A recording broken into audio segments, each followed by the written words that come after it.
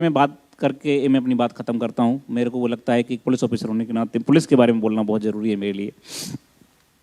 Police के बारे में हिंदुस्तान के अधिकांश लोगों के बीच में एक छवि बनी हुई है। वो ये कि पुलिस वाले करप्ट हैं, पुलिस वाले हर बात पे परेशान करते हैं, पुलिस वाले हर चीज़ में टांग अड़ाते हैं और पुलिस वाले बेसिकली इस समाज में एक अलग टाइप का माहौल बनाकर जी रहे हैं। हमारे खिलाफ में मीडिया भी कभी कभी खड़ी होती है, हमारे खिलाफ में ह्यूमन राइट भी खड़ा होता है, हमारे क्लास में जुडिशरी भी खड़ी होती है और कभी कभी जनता भी खड़ी होती है। तो कभी कभी मुझे लगता है कि हम आखिर किसके लिए काम कर रहे हैं, पता ही नहीं चल रहा है हमको। कभी कभी हमको लगता है कि सच में हम कोई गलत काम तो नहीं कर रहे हैं, पर बाद में मेरे बहुत गहराई सोचने के बाद लगता है कुछ तो हस्ती है कि हम मिट नहीं रहे हैं। कुछ तो हस्ती है हमारे अंदर जो जिसकी ज़रूरत इस देश को, समाज को है। तो मैं आपको थोड़ा सा समझाता हूँ कि हमारी ज़रूरत क्या है और हमारे ऊपर जो आरोप हैं वो कितने सही हैं और कितने गलत हैं। पहली बात तो ये है कि हम जिस समाज से आ रहे हैं वही समाज से आप आ रहे हैं, अलग से नहीं है।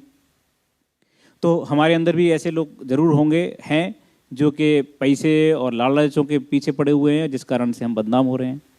वो ऐसा कोई भी समाज मुझे बताओ जहाँ पर ऐसे लोग नहीं हैं। कोई भी समाज, डॉक्टर, इंजीनियर, जुडिशरी या किसान या कोई बताइए आप। अरे हम जिन लोगों के लिए लड़ रहे हैं, जिन लोगों के लिए ईमानदारी की बात कर रहे हैं, जिसको हम सामान्य जनता बोलते हैं, वो सामान्य जनता का भी तो हाल देखो।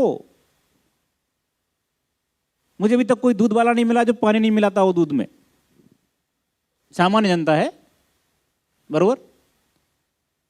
ट्रेन में 10 साल के बच्चे को 5 साल का बच्चा बताकर टिकट न लेने की परंपरा हिंदुस्तान की पहली परंपरा है। बाथरूम में हम मग नहीं रख पाते अपने हिंदुस्तान में, किसके? ट्रेन के बाथरूम से। तो जिन लोगों के लिए हम लड़ रहे हैं, जिनको हम सामान्य व्यक्ति बना रहे हैं, वहां भी बहुत सारी बेईमानी की प्रॉब्लम्स हैं। उसी दिन से शुरू हो जाती हैं जब आप पैदा होते हैं।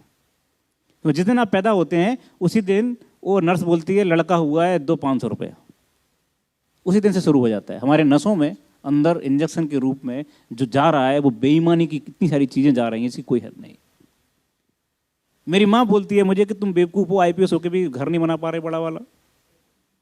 हमारे बगल का थानेदार ने इतना बड़ा कोठी बनवा लिया। तो हमारा सिस्टम बेसिकली इस तरह का है। अब उस सिस्टम से लड़ने के लिए जब हम बाहर निकलते हैं तो उसमें पुलिस वाले भी ऐसे हैं जिनके पास सत्ता है, जिनके पास में ताकत है। और इस देश का और संसार का, तुलसीदास ने बोला है कि भय बिन होए न प्रीति। बिना डर के कोई प्रीति नहीं होती, कोई प्रेम नहीं होता। तो उसमें कुछ परसेंटेज लोग हैं जिसको हम बोल सकते हैं 4%, मैक्सिमम 5%, जो बेईमान हैं, जिनका कोई दूसरा विकल्प नहीं है। उन लोगों ने हमको बर्बाद कर दिया है, पुलिस का नाम खराब कर दिया है। 11 साल पहले जब मैंने पुलिस ज्वाइन की थी तो मेरे खानदान में कोई पुलिस में नहीं था। तब मैं भी ऐसा ही सोचता था कि पुलिस हरामखोर है। लेकिन 11 साल काम करने के बाद आज मुझे ऐसा लगता है कि अगर दुनिया में काम करने के लिए, समाज के लिए कुछ काम करने के लिए कोई संस्था है, कोई जगह है, तो सिर्फ पुलिस है। हमारे पास रोता हुआ आदमी आता है, हमारे पास वो आदमी आता है जिसके साथ अन्याय हुआ है, लेकिन साथ में वो भी आता है जो शोषक करने वाला है। शोषक और शोषण दोनों आते हैं। अब प्रॉब्लम समझिए हमारी, दोनों लोग आ गए, हमको ये तय करने में टाइम लगता है कौन सही है कौन गलत है। क्योंकि आपको 20-20 साल लग गए तय करने में कौन गलत है कौन सही है। आपका दोस्त अचानक से आपके खिलाफ में कुछ कर गया और आप बोलते हैं अरे साला आस्तीन का सांप निकला, बरोबर है। आप 20 साल तक तय नहीं कर पाए कि सही है गलत है। हमको बोलते हो 5 मिनट में तय करो। कैसे करोगे? हम फाइलों से नहीं खेल रहे, हम आदमी से खेल रहे हैं। वही आदमी जो एक बार अच्छा व्यवहार करता है, दूसरा अच्छा व्यवहार, तीसरा बार करता है, वही आदमी जो अचानक से उग्र हो जाता है, वही आदमी जिसका पता ही नहीं कैसा बिहेव करेगा। कभी कभी कोई पत्रकार अपना बड़ी अच्छी बात करता है, लगता है कितना सज्जन आदमी है, अचानक से वो एकदम किसी स्पॉट पे मिलता है, बोलता है साहब आंसर दिया तुम्हें, क्या देते नहीं आंसर, बेगड़ा एकदम अलग हो जाता है वो। तो वो हम आदमियों से खेल रहे हैं और आदमियों से खेलना इतना आसान नहीं है। आदमियों के इमोशंस अलग अलग हैं, इसलिए हम ये तय नहीं कर सकते। 5 मिनट के अंदर हमको बोला जाता है बच्ची का रेप हो गया है, 1-2 घंटे के अंदर अगर आरोपी नहीं पकड़ा गया तो हम थाना जला देंगे। अरे बाबा कैसे जला दोगे तुम थाना? क्या कोई हमारे पास मशीन है क्या? 2 ही आंखें हैं हमारे पास, 2 ही हाथ हैं हमारे पास, हमको तो टाइम दीजिए आप। और एक्सीडेंट हो गया, हम गाड़ी जला देते हैं। समाज में जो पुलिस के ऊपर प्रेशर है, वो प्रेशर मैंने जिंदगी में कभी भी किसी भी जगह पर किसी पर नहीं देखा। इतना प्रेशर है काम करने का और रिजल्ट देने का। काम करना अलग बात है, रिजल्ट देना अलग है।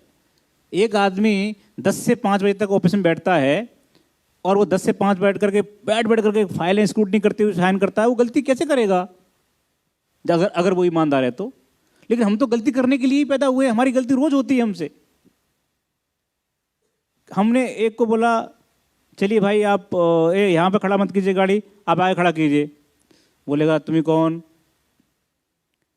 हम बोलेंगे उसे कि मैं या ठिकाणी मध्ये शिपाई आहे, माझा बक्कल नंबर ऐसा ऐसा है आणि माझं नाम ऐसा ऐसा है, तुम्ही गाड़ी जरा प्लीज जरा आगे करा। कौन मानणार हमची बाप सांगा? कोई नहीं मानता। वो क्या बोलेगा, अरे रुकना यार थोड़ी देर में हटा रहा हूँ गाड़ी। इसलिए क्या बोलना पड़ता है, गाड़ी हटा। तो ये आवाज का अंतर है। अब बोलेंगे आप बोलेंगे साहब पुलिस को बोलने का तमीज नहीं है। पुलिस बोलती है, ऐसे बोलती है पुलिस, देखिए हम पढ़े लिखे हैं। अरे बाबा क्या करें हम, हमारा पाला ही रोज ऐसे लोगों से पड़ रहा है। हम पे एक और आरोप है कि आप थाने में आए हुए जो आदमी एप्लीकेशन दे रहा है उसी से क्वेश्चन पूछते हैं, बरोबर है ना? वो क्या करें, थाने में देने वाला रिपोर्ट में से 20 में से 2 केस ऐसे आते हैं जिसमें वही आरोपी मर्डर करने वाला निकलता है। हमारी जिंदगी का आधार क्या है, हमारी ट्रेनिंग का आधार क्या है? शक। अगर शक नहीं होगा, अगर शक से बात नहीं करेंगे तो हम कुछ नहीं पकड़ पाएंगे। कैसे, कभी तुमने सोचा है कि वो फलाना, वो बोलता है कि फलाने प्लेटफॉर्म पर 4 केजी RDX सापड़ला। कैसे सापड़ला?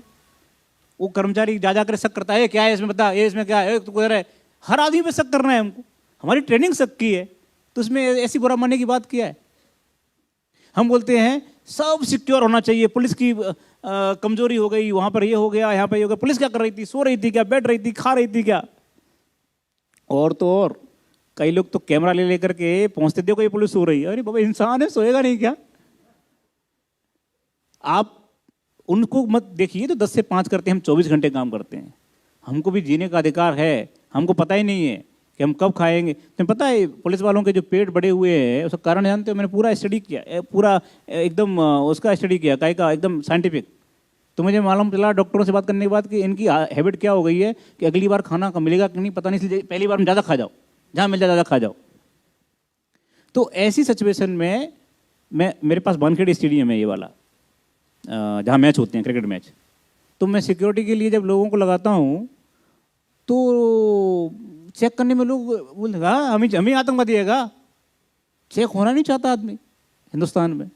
हाँ, अमेरिका जाएगा तो चुपचाप बेल्ट निकाल देगा, सब निकाल देगा, 2 घंटे खड़ा रहेगा, लेकिन यहाँ नहीं चेक होगा। गाड़ी हर एक वीवीआईपी की और वीआईपी की भी एकदम एंड तक जाना चाहिए। और एक आध बार ऑफिसर या कोई बड़ा आदमी मान भी जाएगा, लेकिन उनकी बीवियां नहीं मानती। गाड़ी एकदम एंड तक जाना चाहिए।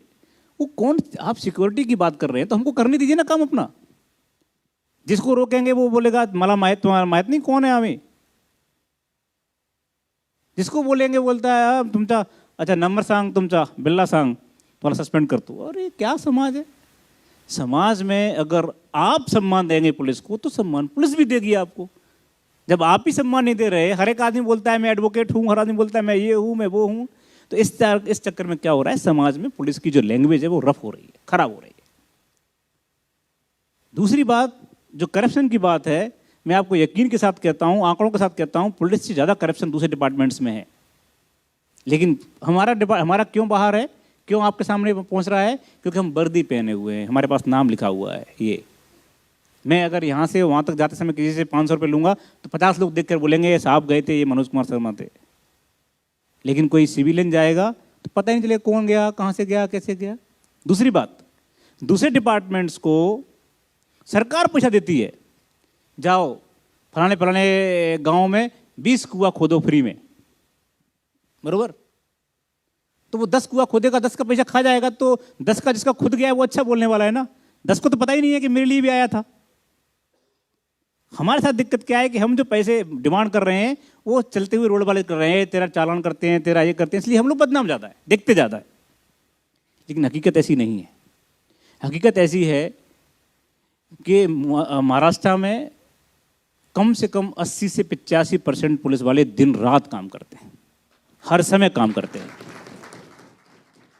मेहनत से काम करते हैं, और इसीलिए आप देखिए बड़ी बड़ी समस्याओं को सुलझाते हैं।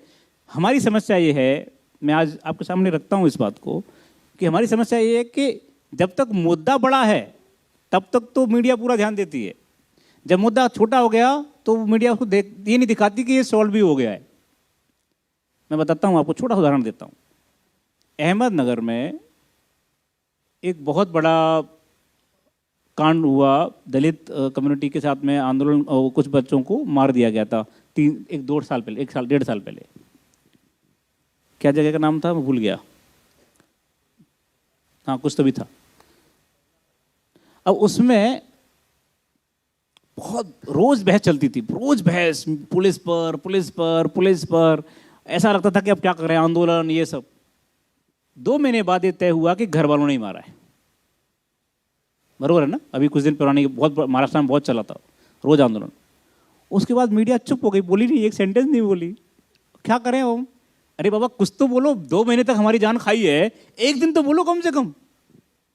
तो द प्रॉब्लम क्या है कि हमारा समाज नकारात्मक चीज़ों को लेने के लिए तैयार है, टीआरपी नहीं बढ़ती, कुछ दिक्कतें हैं, और इसीलिए जो अभी हमारा देश इस जिस जगह खड़ा हुआ है वहाँ से अब देखो आगे बढ़ने का एकदम टेक ऑफ की पोजीशन में है। अब देखिए मीडिया सकारात्मक चीज़ों की तरफ जा रही है, अब जाना शुरू कर दिया लोगों ने। अब मेरे पास लोग आते हैं, सर कुछ पॉजिटिव स्टोरी दीजिए। इसका मतलब ये है कि हम धीरे धीरे बढ़ रहे हैं। जो संक्रमण काल था देश के निर्माण का, उस संक्रमण काल से थोड़े हम अब पॉजिटिव दिशा में जा रहे हैं, और मुझे ऐसा लगता है जो पॉजिटिव दिशा है उसमें पुलिस की जो भूमिका है वो भी डिफाइन हो रही है। हम भी न्यायालय के, मानवाधिकार के, इन सारे चीज़ों के बीच में अपने आप को ठीक करने की कोशिश कर रहे हैं। जो हमसे गलतियां हुई हैं, जो हमने अपने अधिकारों का दुरुपयोग किया है, उनको ठीक करने की कोशिश कर रहे हैं। और मुझे ऐसा लगता है कि आगे आने वाले समय में महाराष्ट्र पुलिस इस देश की सबसे बेहतरीन पुलिस के रूप में सामने उभर कर आने वाली है। मेरी तरफ से इतना ही। बहुत बहुत धन्यवाद मुझे बोलने का मौका देने के लिए, बहुत बहुत धन्यवाद। और मैं आपके सुखद और उज्जवल भविष्य की बहुत बेहतरीन कामना करता हूं। मुझे पूरा विश्वास है कि आप आने वाले समय में सरकार ने जो, और जो श्याम टीवी ने जो एक बड़ा मुहिम लिया है, इस मुहिम को आप आगे ले जाएंगे, और आप में से कई लोग इस वास्तविक मंत्रिमंडल के रूप में देखने को मिलेंगे आगे आने वाले समय में। और मुझे ये भी यकीन है कि आप में से कई लोगों को मैं वहाँ पर रिसीव करके सैल्यूट करूँगा। Thank you very much. मला असं वाटतं की तुमच्या सगळ्या प्रश्नाची उत्तरं मिळालेली आहेत. आपण दुसऱ्या सेशनमध्ये स्वतंत्रपणे त्यांना ऐकूया. काही प्रश्न उत्तरं असतील तर आपण त्यांना मेलवरही ते विचारूया. कविता आहेत, कोणाचे काही प्रश्न आहेत, आपण दुसऱ्या सत्रामध्ये त्यांना या ठिकाणी ऐकूया. मी सरांचे खूप खूप मनापासून आभार मानतो. Thank you so much.